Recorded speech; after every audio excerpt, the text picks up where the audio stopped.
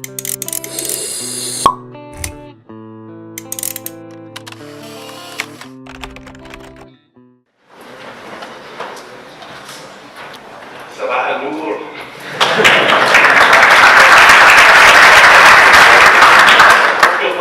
me, I came down with a cold on the weekend, so my voice is a little stuck in my nose here. Anyway, before I start, I would just like to say mabruk to the students who have organized this. This is just amazing. I stood at this podium a year ago. There's about half the number of people in the room that are here now. So you've obviously taken what was done at OGIC 1, built upon their success, and it made what looks like is going to be an amazing success today. You're excellent stewards and representatives of the AEPG. You should be very, very proud of what you've accomplished. Kuwait Energy, specifically for sponsoring this event. Without the support of industry, it can make things very difficult for students. So thank you very much for supporting the students and for supporting the technical expertise. All the people who will be speaking here, thank you very much for taking time out to impart your knowledge to the students who are here today. So I think that's a key for their success and a responsibility of ours to pass this knowledge on to the students. So thank you for everyone who took the time out to contribute to this amazing event. What you're going to learn today from these speakers are very technical things. I want to talk a little bit about, we call them softer skills. Whenever I'm at student events like this, I'm always asked, what do I need to get a job? It's a very, very important thing. However, a student I was speaking to recently framed it a little bit differently, and she asked, what have you learned so far that can help me get a job? So this is what I put together, and it's called Good, Bad, and Ugly Things I've Learned so far. The reason I put so far at the end there is because I believe we're always learning. So I've learned some things, hope to pass on to you, but we always have to keep learning, otherwise we're going to be left behind. So I just want to go through a few points.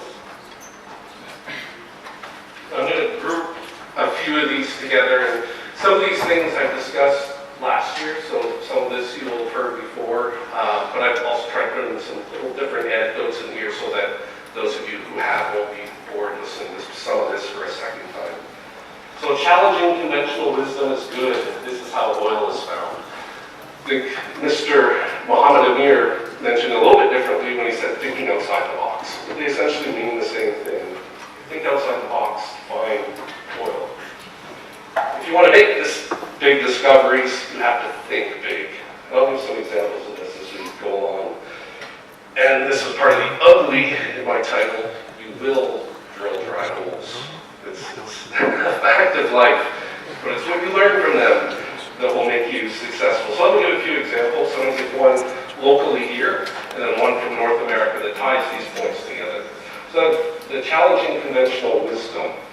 The previous company I was with, we had assets in the Gulf of Suez, and we were told that there was no sands to be found in the Miocene north of a wadi called Wadi Hoshea.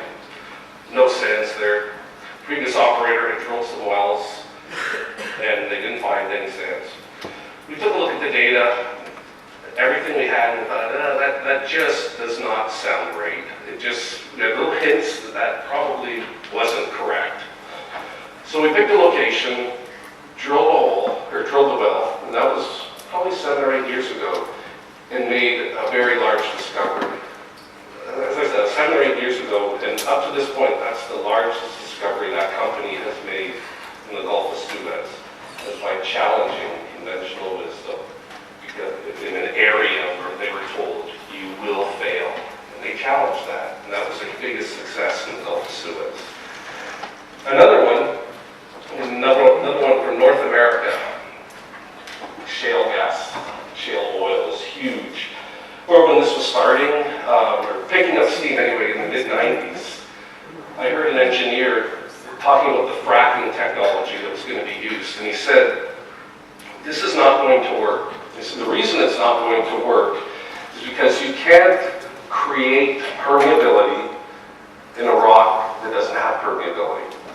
And to a degree, he was correct. The rock has the permeability it has. But at that time, the conventional wisdom was that any rock that had less than about 0.1 millidarcy could not flow economic rates. That was the conventional wisdom. We know that's false now, about 20 years later, producing from unconventional shale gas with nano darcy firm. So we know that's wrong, but that was the conventional wisdom at the time. But there were companies. There's one country, I don't know if you've heard of a company called Mitchell Energy. They're from the US. They were working the Barnett Shale. That's in northern Texas. They challenged that wisdom.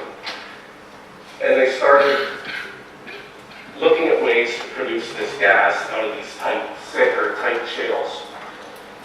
And they were thinking big. At the time, companies were looking for conventional fields, maybe 300-400 acres. Mitchell realized that if this was successful, the Barnett Shale encompassed 3.2 million acres. They were thinking really, really big. So they went after it. They drilled a lot of dry holes. A lot of dry holes. They basically drilled 15 years worth of dry holes trying to figure this out. But with each well, they learned something new, and they built upon what they learned. So the next well they drilled, they tried something different, so on and so on, until they finally figured it out. It took about 15 years to figure it out.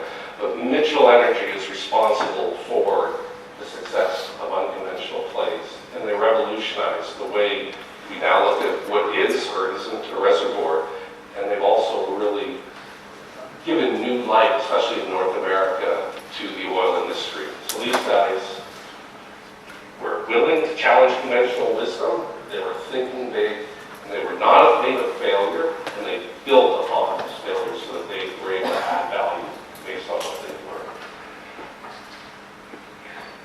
You must take risks, but understand there are rewards. Anyone know what the historic exploration success rate is in the Gulf of Suez? Historic? It's about 20%. So that means that if you drill 5 exploration wells, you're going to be wrong 4 out of 5 times. You're going to drill a dry hole. That's a horrible feeling. No one wants to be wrong, but that's part of this industry. But the part that often gets overlooked is the rewards part. We're also oftentimes stuck on the risks. We have to look at what are the rewards. So if I drill 4 dry holes, and the 5th one's a success, the reward is that 5th one is going to pay for your other 4 dry holes and make you a whole bunch of money.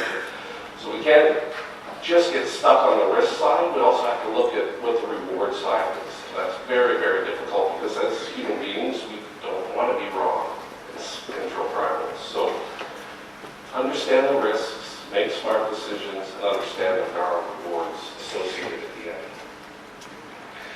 Computers do not find oil. People do. And I've mentioned this before. Computers have made our life extremely, extremely easy. They allow us to do things that we could never think about doing 20 years ago. Do amazing things in much shorter periods of time, but they can't think. They absolutely, positively cannot think. It only does what it's told to do. What it's doing must be based on an idea that you have. So let me give a short example. This was eye-opening for me when I saw this. Again, probably about 20 years ago, I was on a course. It was risk reserve course of some sort. And they gave us an exercise. They wanted us to hand contour a map. So they're given a map. It probably had a dozen wells on it. Each well had an isopac value. So they wanted us to make an isopac map. Give the first person the map. It said, you will contour this as if you're in a patch reef environment. Next person, exact same map, exact same data points, said you will contour this as a short face environment. Next one said fluvial, next one deep sea turbidite. Gave us about 15-20 minutes to do this. Then at the end, the instructors took the maps, and there were about 8 of them, all having mapped different depositional environments. They put them up on the wall. Each and every one of those 8 maps was different. Even though it had the exact same data points, the exact same isopac values, and they all honored the data, but all 8 maps looked completely different from each other. And the reason is because you need an idea, what is it that I'm mapping here?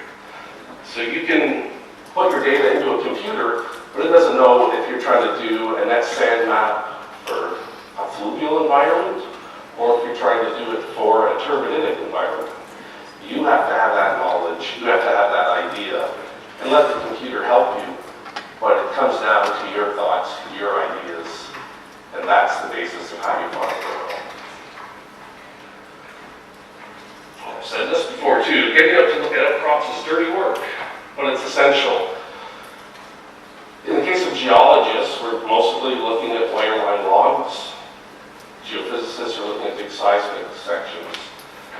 But getting out and looking at the rocks provides the context for those wireline logs that you're looking at, or that seismic line. What you can't see in those wireline logs, seismic lines necessarily, are lateral changes, basis changes, vertical changes. You can't see it on that resolution.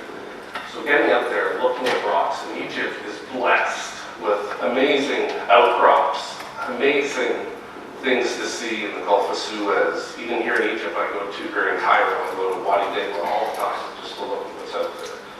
So you're blessed with it. Please take advantage of it. Get out there, look at the rocks, and that will help you when you're sitting in an office correlating logs and looking seismic lines. You'll have the context for that interpretation that you're trying to make. One more, and then I'll get off the stage. Have fun. I've had the opportunity to meet a lot of students in this role, and I can say this without a doubt. The Egyptian student chapters are the most enthusiastic that I've ever met. Please hold on to that throughout your career. Always have fun, always be enthusiastic, and enjoy yourselves. And I'm honored to have been here to participate again, and I wish you all the success. Shukran.